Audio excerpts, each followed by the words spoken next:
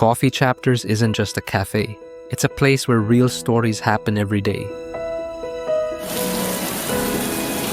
How did you end up working here?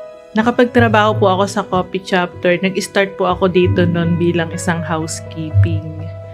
Tapos po, nung after 3 months na natapos yung trabaho ko bilang housekeeping, bali, na-hired po ako ulit bilang isang kitchen staff naman po.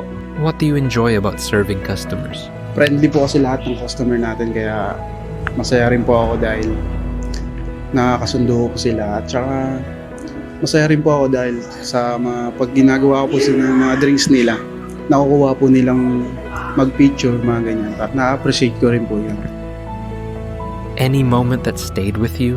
Siguro yung pakikipag-usap ng maayos at pakikitungo sa mga customer. Siguro yung hindi ko makakalimutan yung pabalik-balik na customer, yung tipong kapag nasa harap mo na sila, nakangiti na sila sa'yo at alam mo na kung ano yung orderin. Why do you study here? We were trying to find a place that we could stay on. Like, for example, a good air conditioning and then with Wi-Fi. Here is actually a reasonable place for us to stay because the price is already more cheaper than the other cafe there. Yung mga part po na siguro po pagka nag-aaral, masyado po siyang peace. Tas mas makakapag-focus po kasi kapag katahimik po or mas okay po yung environment.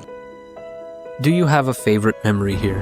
Meron po, since lagi rin po kami nakatambay dito. So, may mga moments po kami na nabubuo dito ng mga old circle din po namin na nakasama dito. How does this place help you? Malapit lang po sa school namin kasi po St. Mary's lang po kami. So like, tambayan namin po. Pumunta po ako dito because yung menu po nila is masarap din po. Ang mga prices po nila, affordable po sila for students kasi. This is actually my first time here in Coffee Chapter, and the reason that I went here is according sa mga friends ko is maganda daw yung place and yung ambience very welcoming, and then yung mga drinks and the foods here are very affordable and actually good compared to other cafes that we went. Thankful po sa mga customer natin kasi palagi po silang bumabalik dito sa Coffee Chapters at na-appreciate po nila yung siniserve natin, hindi lang yung drinks, lalong-lalo na po yung mga meal na ginagawa po namin. Sa mga coworkers ko naman po, nagti-thank you po ako sa kanila kasi yung respect na tatanggap ko po sa kanila.